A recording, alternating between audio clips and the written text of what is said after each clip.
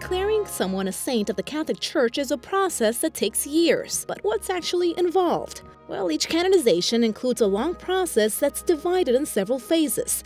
The first one is carried out by the local diocese of the candidate.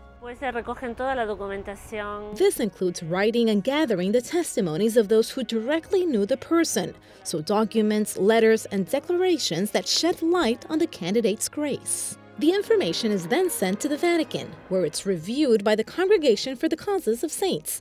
If approved, the candidate is declared a servant of God. The next step is analyzing whether the candidate manifested heroic virtues that reflect the gospel. If so, the person is recognized as venerable. When someone is declared as having heroic virtues, it's based on the way he or she lived. For example, those who leave everything behind to head out on mission, this is obvious heroism. The next step is being declared a blessed. For that to happen, a miracle needs to be attributed to the candidate.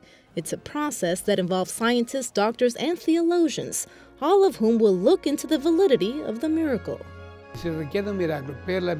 One miracle is needed for the beatification to happen, yet another for the canonization. This last miracle needs to happen after the beatification ceremony.